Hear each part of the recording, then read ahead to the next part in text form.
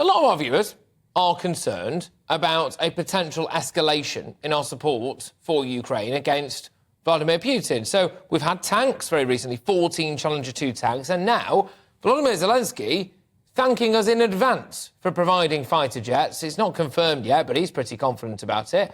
Is this a good thing? Well, I think it is, because the thing we should be most concerned about in this whole conflict is Vladimir Putin winning it. He has started a war of aggression, a needless war, one where there was no basis for what he was doing. And if he's allowed to win that war, frankly, none of us will be safe, because he'll do it again. Others will think they can do it again. And the effects of that will be felt by people in this country. By far the best and simplest path for us to follow now is to give Ukraine whatever we can do, even if it is fighter planes next, in order for them to win the war as quickly as possible, push Russia out of Ukraine and get back to the status quo ante, because that is the best way we can guarantee the international system. I completely get that Vladimir Putin needs to be stopped, and there's no disputing that as far as I'm concerned. OK, I want to make that very, very clear, because there appears to be some people who are calling me some kind of Putin shill online, which I'm certainly not. However, I am concerned about us being dragged into nuclear World War III, right? And I think we all should be quite concerned about that. And one of my big concerns is that the smart money is on the fact that Vladimir Putin will probably make some gains in the coming months as the weather softens over there. And if we've already gone full frontal with tanks and full frontal with fighter jets, what do we do next? Is it troops on the ground? And that's war, isn't it? No, it won't be troops on the ground, because there's no appetite in Western countries to put actual troops on the ground. Our philosophy has been simple. Ukraine has proven itself capable of defending its territory because of the tremendous will of its people and the sort of courage of its fighters. What it hasn't had is the equipment to do it.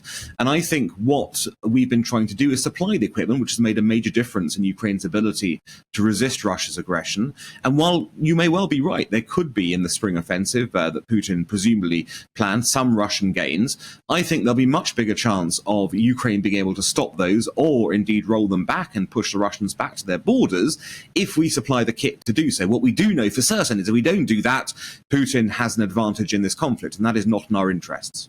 No, indeed. How do you think that the continental European community is behaving? Britain, 2.3 billion quid's worth of military aid to Ukraine in the year just gone, more than any other nation except the United States. We've guaranteed at least the same level in this coming year. We have now added tanks and probably, anyway, about to add fighter jets to that, certainly the training for them. The argument that, well, if we don't stop Putin, then he'll roll through Europe. I'm sorry, but shouldn't our European friends and allies be doing a bit more to make sure they stop getting invaded? Why are we doing it all? I think, look, you're right to highlight Britain's contribution. Here we are, a proud independent nation, making our weight felt, our traditional weight felt on the world. But you've got to remember, this is a traditional British thing to do. What we tended to do for many, many centuries is to intervene if we see an aggressive power on the continent trying to come forwards to stop that power from gaining too much strength. And this is how we should see this. What we're doing here is pushing back. You're right, though, the Europeans can and should be doing more. Obviously, we've seen that tanks will be arriving from the Germans finally, but a lot of tanks, obviously, in that regard, and they'll be moving forward there. Others have supplied a lot of equipment. But yeah, we are leading, and in fact, what should happen is they should take our lead and follow it and supply as much as they can as well, because that will be the best guarantee for European security, and it'll be much cheaper for them to do it this way than having to face Putin face to face, eyeball to eyeball.